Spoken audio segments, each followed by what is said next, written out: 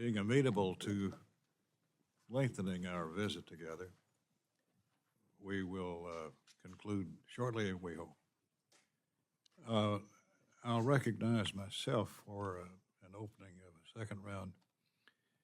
Attorney General, in the 24 budget request, you say, and I quote, "The United States has experienced a dramatic increase in violent crime incidents, with the number of violent crimes increasing by 29% in 2021. That's an alarming statement, and I'm sure we agree on that. We should be prioritizing targeting violent crime across the country, and yet your budget submission is full of funding for programs that aim to keep criminals on the street as opposed to behind bars. We're seeing unprecedented warfare, if you will, in our major cities across the country, in every region of the country. Violent crime. And we should be tackling the problem face on. But the department, for example, requests $50 million for a new program that would incentivize jurisdictions to empty juvenile detention facilities, close the prisons. Sounds like a follow-up to the defund the police movement. Your December 2022 memorandum revising the department's charging and sentencing policies make it harder for prosecutors to charge criminals and encourages lighter sentences. Why are we handcuffing federal prosecutors from holding criminals accountable at such a dangerous time across the country? Sir? I completely agree that we need to prioritize violent crime, and we are doing that.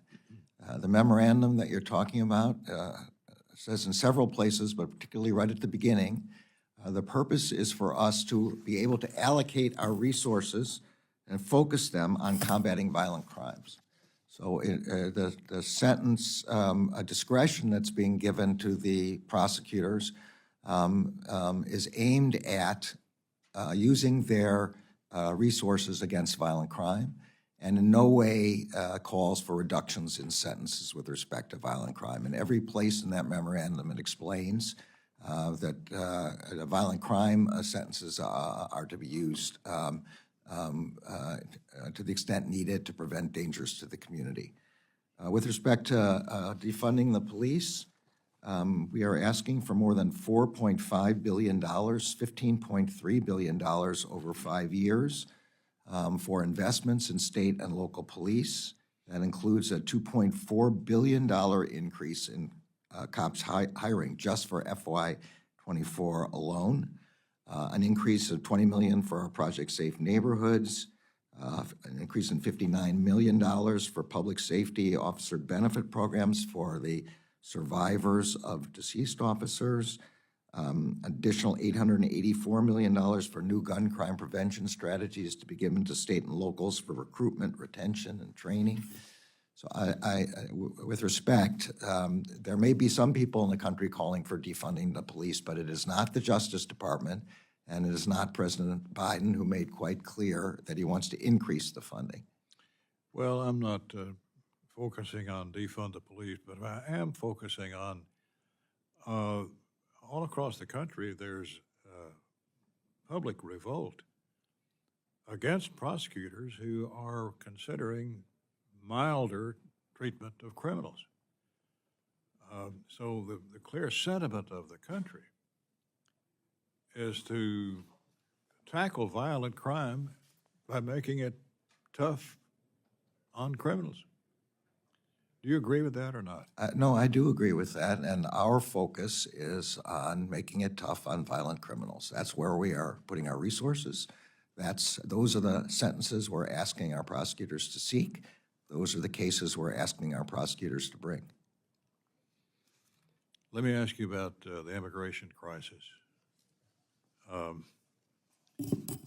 The department caseload, pending immigration caseload, stands at over 2.1 million and growing. According to TRAC, a nonpartisan nonprofit data research center that reports on U.S. immigration court statistics, since the start of the Biden administration, the growth in the backlog has been accelerating for the last 6 months. And yet, the administration determined to repeal Title 42. The U.S. is on the verge of a deluge of new migrants if that occurs. The pending immigration case backlog is outrageous. According to TRAC, the nonpartisan group, since the start of the Biden administration, the growth of the backlog has been accelerating at a breakneck speed. 423,000 new cases in just the last 6 months. And yet, with this administration determined to repeal Title 42, the U.S. is on the verge of a deluge of new migrants. What do you say to that? Well, you're right about the increase in the backlog. That's why we're asking for 965 new staff for the immigration courts, 150 new IJ teams, and that's why we're asking for an additional $367.1 million for a backlog reduction initiative to enable us to use new technologies, virtual courtrooms, dedicated dockets, et cetera. The Title 42 problem, Title 42 was an emergency authorization for the pandemic. The only question about whether Title 42 can be continued is if the pandemic is continuing. And it does not appear to be continuing. We already had one court that ordered the end to the Title 42 process because of the end of the pandemic. It's the same thing that's led to the reasons why mask mandates and all those other things have had to come down.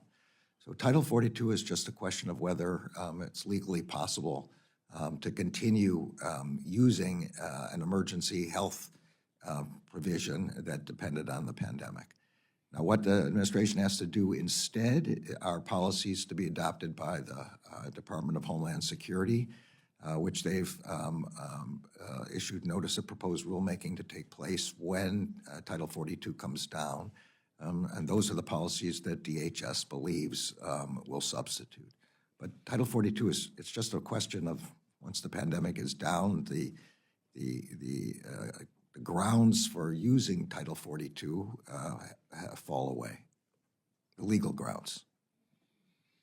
Your budget includes $150 million to provide taxpayer-funded lawyers to individuals and families in immigration proceedings. $150 million could be better spent, in my judgment, shoring up the border in preparation for the termination of Title 42.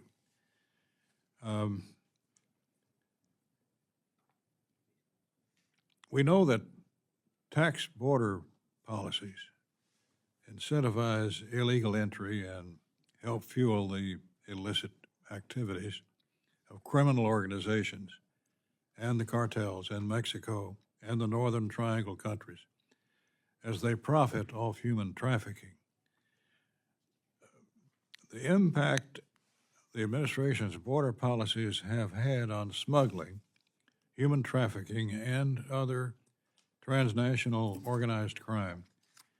What are we doing to prepare for a potential wave of undocumented immigrants surging the border once Title 42 is ended, if it is? So on the first question you asked about human smuggling, again, one of the first things I did when I came into the department was establish what we call Task Force Alpha, which is aimed at human smuggling, particularly from the Northern Triangle countries, exactly as you describe, and from Mexico. It is a task force of the Justice Department and the Department of Homeland Security and the U.S. Attorney's offices all across the southwest border.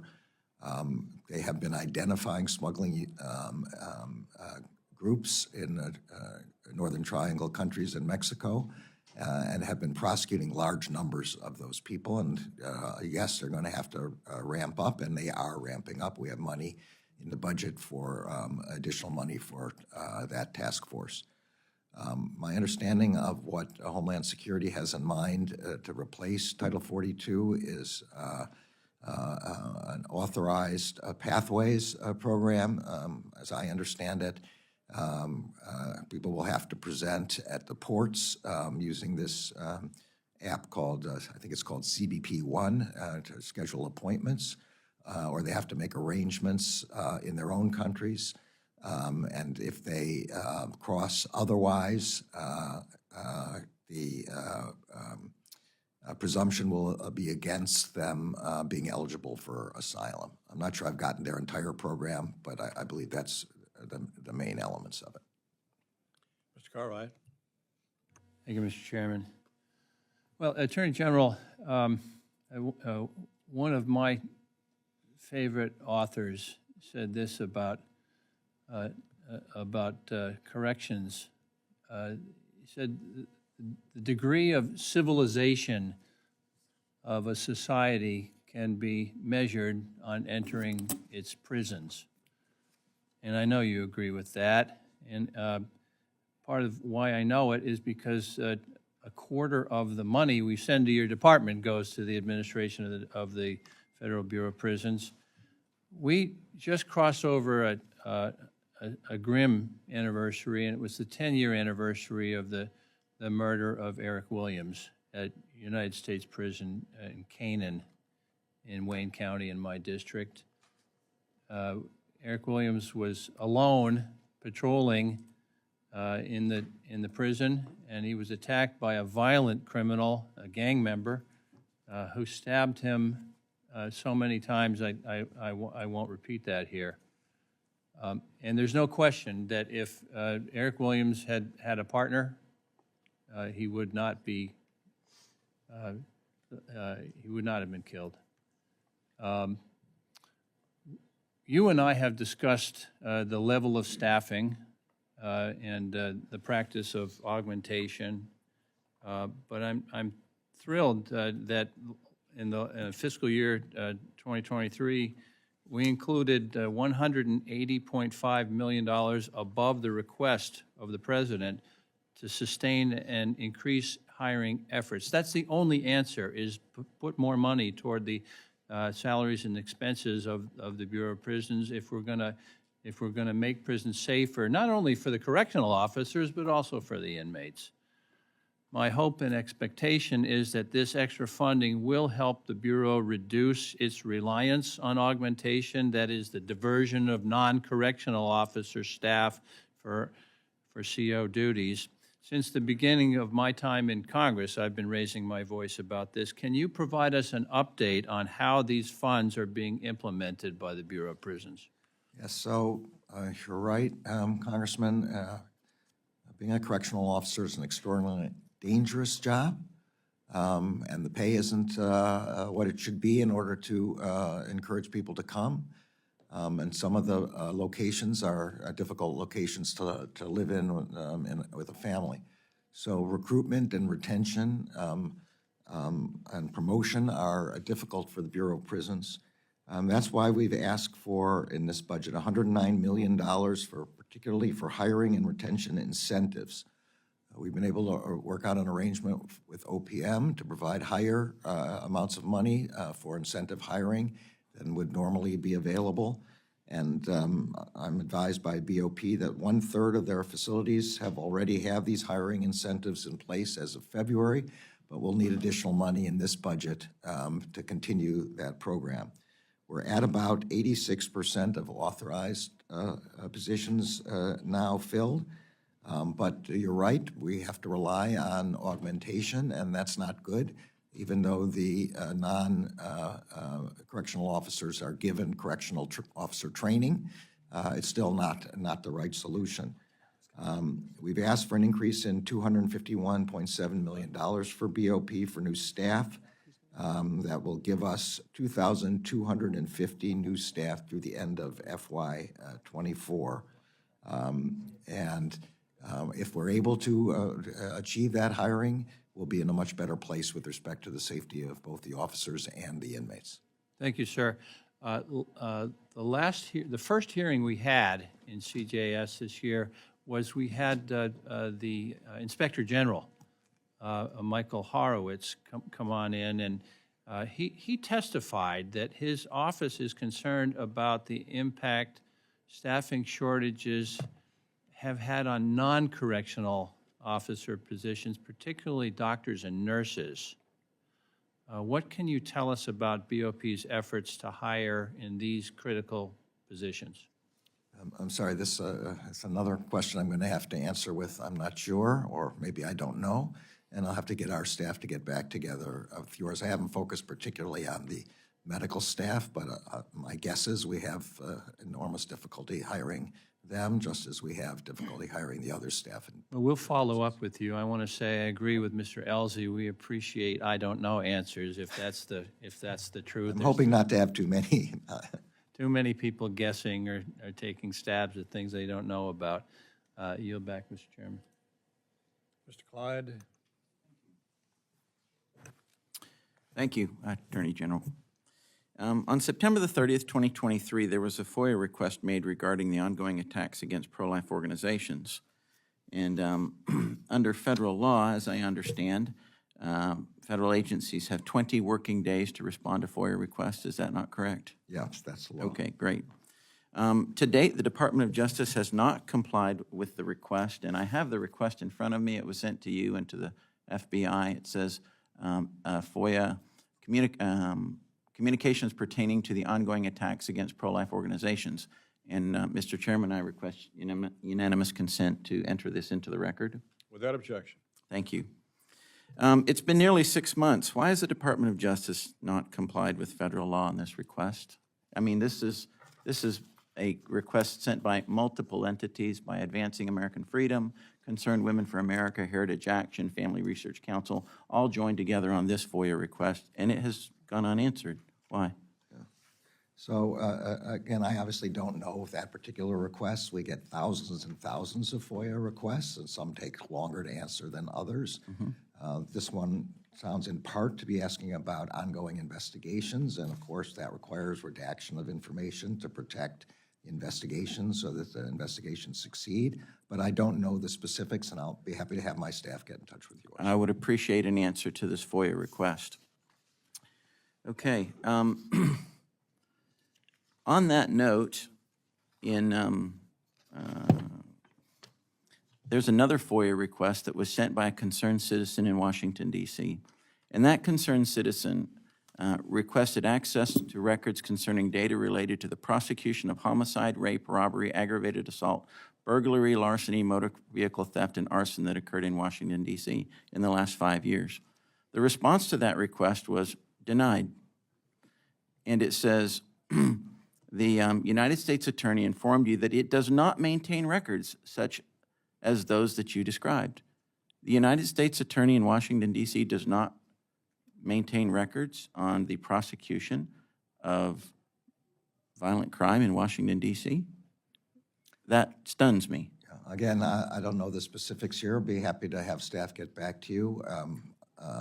Obviously, some of the statistics only the Metropolitan Police Department has. I don't mean arrest. I mean prosecution. I don't know the answer to that question, and I'll be happy Okay, to can I get your commitment that we can have those records of prosecution of violent crime in D.C.? Yeah, you have my commitment that my staff will get in touch with yours and with the U.S. Attorney's Office to find out what the holdup here is. Okay, great. Thank you very much. One last question for you regarding firearm tracing.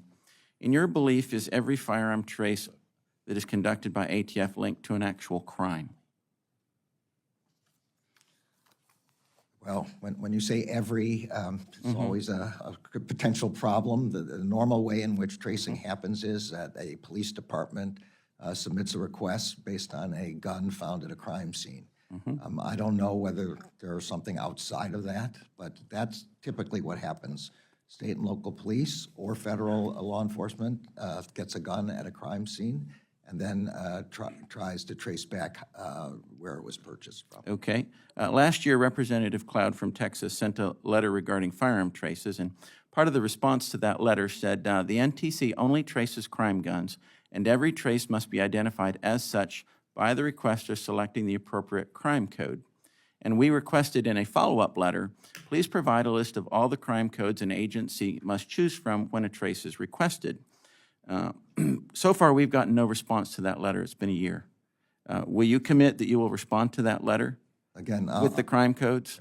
I will certainly commit that my staff will get the letter from you, and will then contact ATF and find out what the holdup is. Okay, great, because I can personally attest as a federal firearms licensee myself, being the recipient of trace requests, there are multiple traces that have nothing to do with crime whatsoever. Whether it's a gun that was lost, whether it was a gun that was sent back to the manufacturer for repair and we get a trace on it, whether it's a gun that's voluntarily turned into a law enforcement agency for a temporary hold that we get a trace on, or whether a gun was owned by an employee that currently has it and we got a trace on that gun, which I don't understand. So I really don't understand how the tracing process works, and I really want to understand I that. think you're entitled to an explanation, and I'm going to ask the people from ATF to get together with your staff and Great. provide you with an explanation. Thank you very much, and I yield back. Mr. Morelli? Thanks so much, Mr. Chair. Attorney General, as I asked my first round of questions, I think I unfortunately had to cut you off about, but I would like to go back to the National Public Safety Partnership, new initiative. My city in Rochester, New York, was selected as one of the 6 sites announced back in October. Can you just talk about the importance of the National Public Safety Partnership and the impact it has on local communities? Yes, I'd be happy to. It's a DOJ, state, tribal, local collaboration. I don't know if you have tribes involved in yours, but if not, then they wouldn't be involved, to address local crime through training and technical assistance and resources. So the effort here is to help our state and local law enforcement partners get the kind of training and technical assistance and resources that they need to protect the public safety. There are, in October, there were 6 new sites, one of which was Rochester. I'm not sure what the total number of sites around the country is. I think it may be around 40, but I'm not sure. And I will say parenthetically, the reaction from local law enforcement has been very positive, so obviously want to thank you for that work. Just to change the subject a little bit, I wanted to go back to the conversation earlier regarding guns and firearms. I understand since you became Attorney General that DOJ has conducted numerous large-scale investigations of illegal firearms trafficking operations, which have led to arrests and prosecution in some of the individuals most responsible for flooding our communities with guns.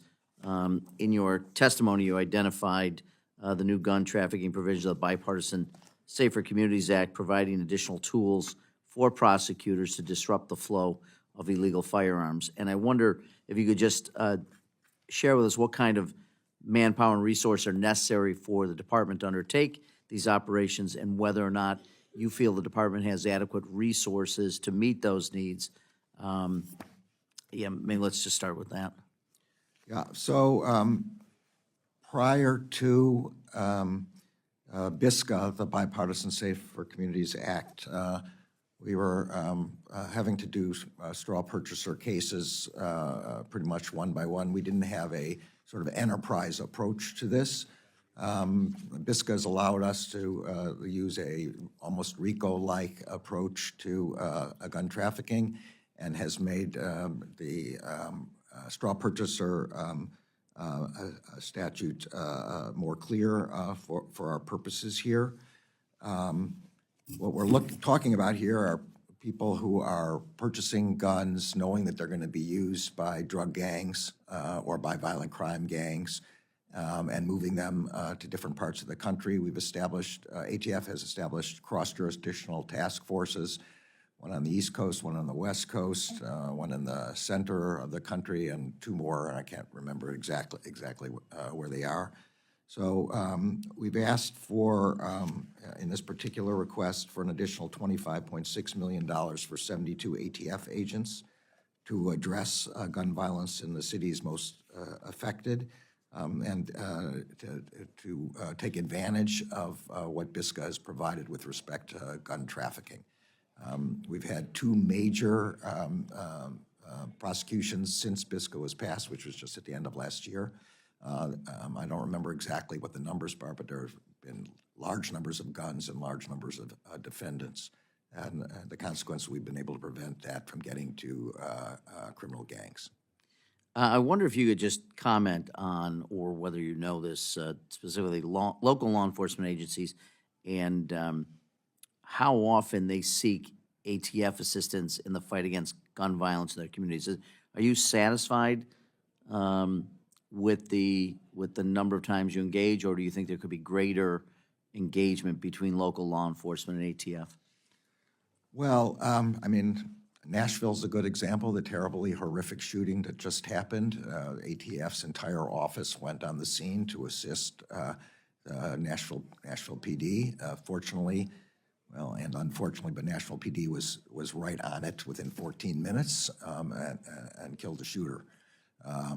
So they did not need assistance with respect to the immediate response, but they're getting assistance now with respect to identification of motive, follow-up, and all that kind of thing.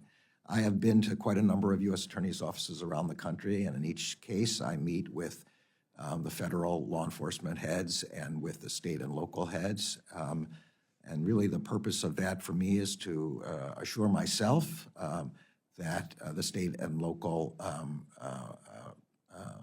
law enforcement agencies are working well with our federal law enforcement. ATF is always part of the mix on these task forces. It has particular expertise in the tracing of crime guns and in the tracing of ballistics, and the ability to compare, a bullet fired in New York and a bullet fired in Washington, match them up, realize it's the same shooter. This has been very successful in the case of a serial shooter in Washington, where ATF was able to match to a shooter in Washington, where there happened to be a video camera, which then made it possible to find the shooter in New York. And it operates, in addition, these trafficking and violent crime task forces. So in my view, it's been quite successful, and state and local agencies seemed, everywhere I've been, eager for the kind of support ATF can provide. Terrific. Thank you, Mr. Chairman. Mr. Klein? Thank you, Mr. Chairman.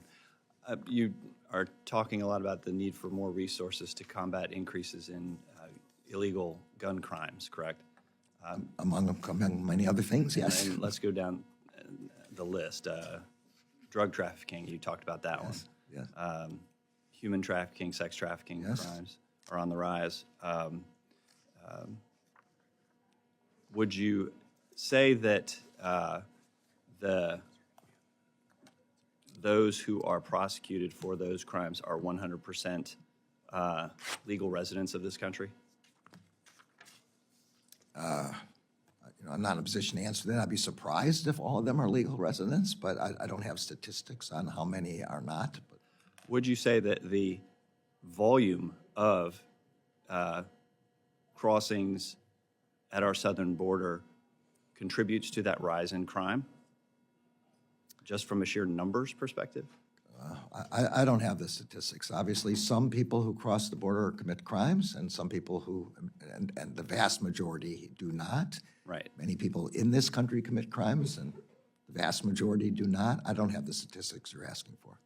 But you also would agree that in addition to the migrants who are detained and then released into the country and then commit crimes, increase those numbers of crimes in this country, the number of gotaways who evade apprehension and then commit crimes also increases the number of crimes committed in this country, correct?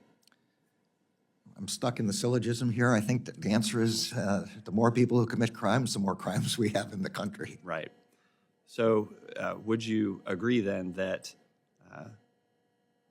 and support efforts to try and contain that crossing at our southern border, to essentially secure our southern border so that fewer are crossing who are either gotaways or not in this country legally, would help contribute to a decrease in the number of crimes committed. Yeah, as I was explaining, I think that the Department of Homeland Security, which has the responsibility for the border, obviously, has a notice of proposed rulemaking with respect to funneling the people to the ports of entry and making the vetting required at those locations, or back at an embassy, or otherwise, or having to seek asylum first in a country through which they travel, all of which are aimed at the purpose that you're talking about. Have you taken positions on those proposals to, say, require that you request asylum from the country from which you're coming, in Mexico, if you're coming from a Central American country? Yeah, so our job, of course, is to look at the legality of the program. The policy is determined by DHS, and we have approved these programs as being legal. Okay. But you haven't taken any position on efforts to secure the border, which would actually help your department? We're obviously, let me put it this way, eager to do everything possible to secure the border. I don't think anybody would not feel that way. All right. I want to go briefly to a conversation we had with IG Horowitz at the most recent open annual worldwide threats hearing in the Senate. FBI Director Wray admitted that the FBI has in the past, according to the Wall Street Journal, bought precise geolocation data before backing away from the practice in the face of thorny legal issues. IG Horowitz last week agreed with my concerns about this disturbing practice. In fact, he said the DOJ, quote, took advantage of legal ambiguities before the Supreme Court's decision in Carpenter v. U.S. And he went on to say that post-Carpenter, of course, that shouldn't have happened. Do you agree with what DOJ Inspector General told the subcommittee last week, that government agencies' purchases of information about Americans' location should not have happened after Carpenter? Yep. So Carpenter occurred during the last administration. My understanding from reading Director Wray's testimony is that, I don't remember what year this occurred in, but that they did take some geolocation data but no longer do so, and haven't done so for a couple of years. Okay, so I don't know any more than what he testified to. no parts of DOJ or other agencies are buying similarly sensitive information, like about Americans' communications or activity, financial or otherwise?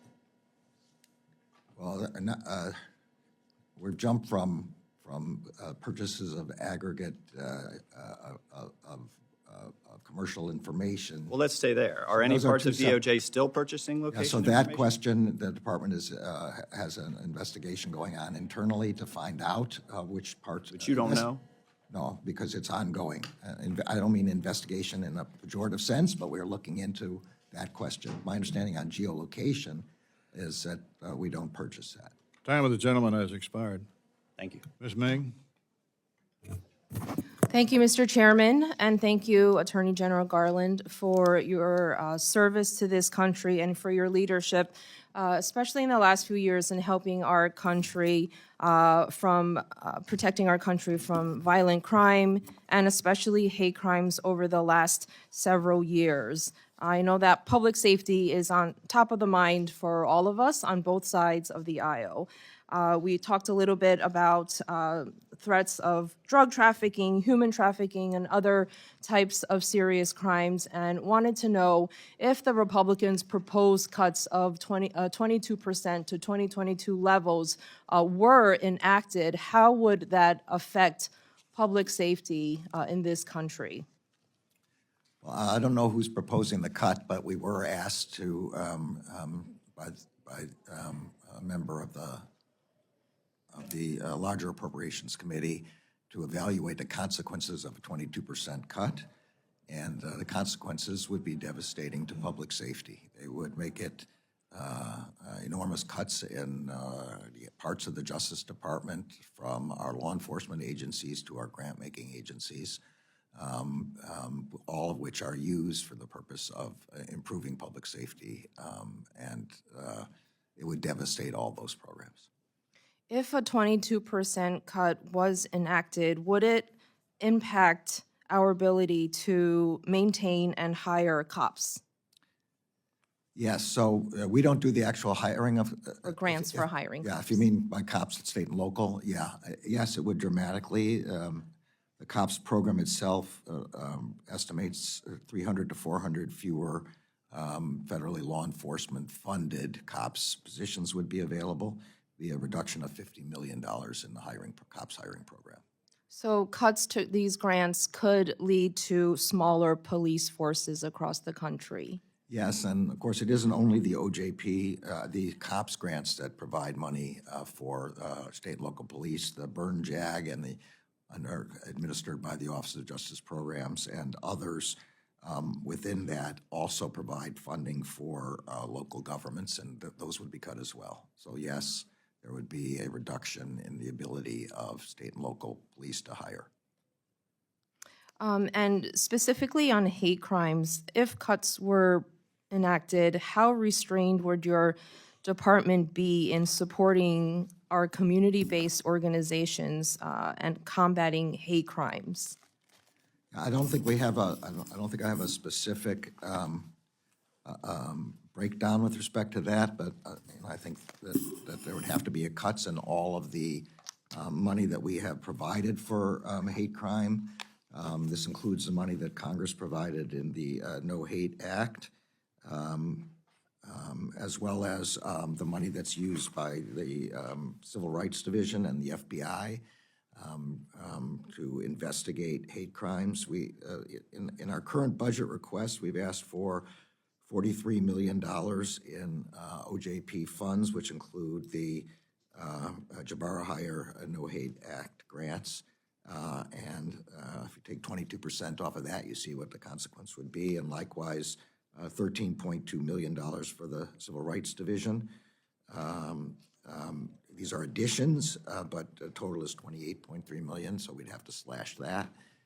And the same with the FBI's Civil Rights Investigation Divisions. So in every respect, our ability to respond to hate crimes, regardless of who the hate is aimed at, any crime in that regard, we would have more difficulty investigating and prosecuting. And lastly, if there were proposed 22% cuts, how would this impact our fight against both terrorism and drug enforcement efforts in this country? Yeah, so most of the fight on terrorism is FBI and the National Security Division of the Justice Department. The FBI overall predicts a loss of 11,000 positions at the FBI and a loss of $1 billion of non-personnel costs. It's going to have a dramatic effect on our national security apparatus. And with respect to drugs, the DEA predicts a $620 million reduction in base resources. So all the money that we're asking for in increases would go away, and there would be that amount of a cut. It would just make it would make our efforts to fight the cartels, to fight, to prevent fentanyl from coming into the community, to get it out of the community, it would devastate that. Thank you. I yield back. Mr. Elsey? Thank you, Mr. Chairman. Thank you, General. Good to see you again. Thank you. I'd like to address this 22% number that I continue to hear. I'm on several committees, 3 subcommittees in appropriations and small business, and I keep hearing this 22% number. And I'd just like to address the fact that clearly is a talking point from the other side of the aisle. That's fine, but the reality is that that we can't continue the spending spree that we're on. And when it comes to cops, I look at the request, and I'm taking a look at the real numbers. The Department of Justice itself has asked for 11.9 million cut, or 2%, in the cops program. So it's a little false to go after the 22% and say, well, what happens if we cut 22% across the board? These are going to be targeted, and I'll reference my previous point about the alligator closest to to the canoe. We have real crime going on in our country right now of fentanyl that is killing Americans 200 per day. The drug overdose epidemic is killing 300 men and women age 18 to 45 in this country every day. In World War II, we lost 418,600 Americans in 3.5 years of war. That's 305 Americans every day fighting tyranny overseas. We're losing 287 every day in this country. So if that's not a war, I don't know what is, and that is the alligator closest to the canoe. 105,000 Americans dying every year. That's more than's been lost in Ukraine the last year. I don't know how else to spell it. For me, that's the alligator closest to canoe. And as a Texas citizen and a representative from 9 rural counties in Texas, it's a big deal. That is the alligator closest to the canoe. So the 22% should be funded to going after securing and protecting American citizens every day. That's the #1 job of any government, state, local, and federal. And so I appreciate the efforts that the department does undertake, and we need to continue to make requests that take care of that first.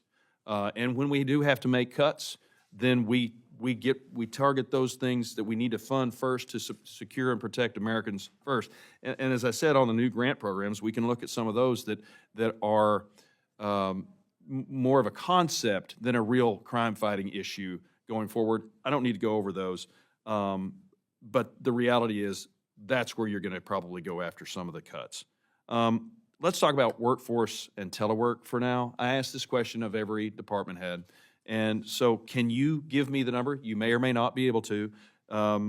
If you're requesting a budget higher than the 22 budget, what % of the DOJ's workforce is teleworking? So if I could just correct one thing, or at least we both seem to have very different numbers with respect to the COPS hiring program. My number is we're asking for an increase of $2.4 billion, an increase of $213 million in discretionary funds in our budget, and an increase of $2.2 billion in mandatory new funds. And we're not asking for a decrease in the COPS hiring budget. I don't know what the discrepancy is, but I'd be eager for our staff to get together with yours and try to figure that out. Sure. I don't have the number on teleworking. I will tell you my own, every time I go to United States Attorney's offices and components of the department, is to encourage people to have their people come in. My view is we do not pay our prosecutors and investigators enough, and what they are coming to work not for the money, but for the public service and the sense of patriotism and teamwork that they get, and that the way to increase that sense of a team, and you must know that from the Navy, is for everybody to be there together and to develop unit cohesion. I think that's probably the right term, although maybe that's an Army term instead of a Navy term. And so It's universal. All right, I'm very much encouraging that. I will tell you the other side of the problem, and I'm getting this also from U.S. Attorney's offices, is the hiring market is difficult for us, and we have to be able to compete with some degree of flexibility in work style. If we tell everybody they have to come in right away, we're going to lose a bunch of people we don't want to lose. And so we've left that to each component in each U.S. Attorney's office to try to balance the needs in these two areas. Thank you, General. And I'd like to close out my time by saying that in Ellis County, my home county, 200,000 people, I got back from the sheriff that they have held 79 of those criminals that we were talking about for 5,499 days in our county jail at a cost of $91 a day and $500,000. So it's extremely essential that SCAP not be cut, and I would hope that we could reconsider that program being cut. Thanks for your time, Mr. Chairman. I yield back to balance. Chairman yields back. Mr. Tron. Thank you, Mr. Chairman. 2 weeks ago, Secretary, we visited FCI Cumberland with Director Peters and spent the day touring the facility with the warden and her team, and get into a whole bunch of different issues, and it was very instructive. But one thing that struck us, besides the staffing issues and the restrictive housing issues we've touched upon already, is that the First Step Act contemplates folks getting a job, and the best way to get them that job was job training while they're incarcerated. And they had a beautiful facility there for teach them drywall, teach them how carpentry skills, teach them how to drive a forklift. These folks that will go out will get jobs immediately in today's today's full employment economy, and the likelihood of their recidivating drops dramatically. What my question is it was clear we don't have our facilities built for this type of an effort. The wait list to get into those training for drywall, for forklift, is significant. So what are you doing in the budget, or how do we do more in the budgets in the future? Because the more we can spend on our folks not to recidivate, the safer America is going to be. And we're going to give people a real second chance. But they don't have the physical infrastructure there because the prisons were built for just containment, not about success when they leave prison.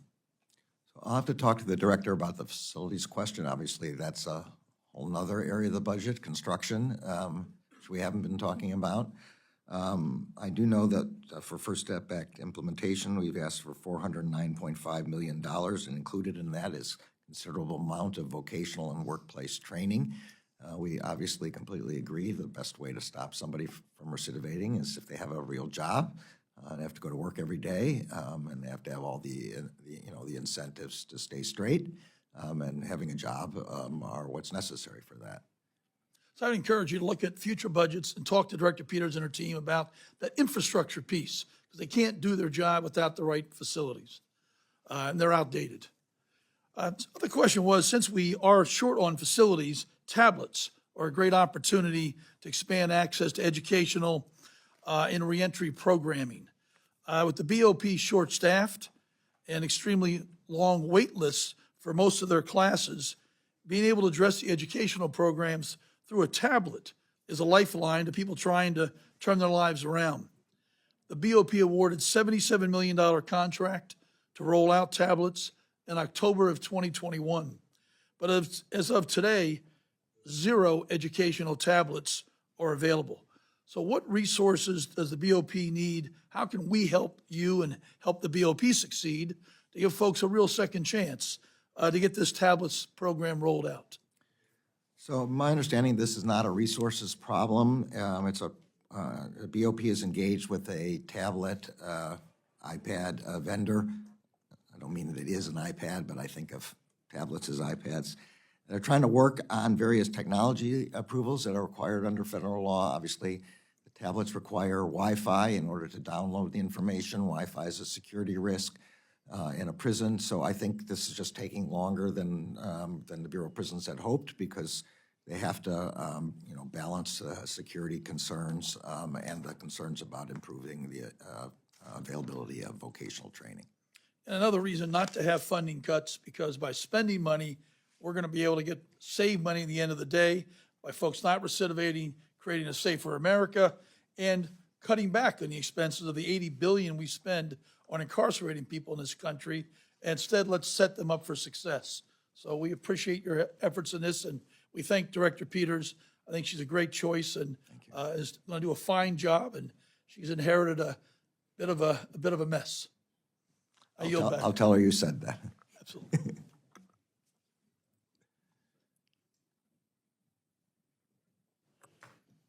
Gentleman yields back his time. I'm prepared to close, Mr. Cartwright, if you are in that mood. I'm in full agreement, Mr. Chairman. All right. Well, that concludes today's hearing. Mr. Attorney General, we thank you for your generous gift of time with us today. Thank you much. Without objection, all members will have 7 days to submit additional written questions for the witness or additional materials for the record. And with that, the hearing is adjourned.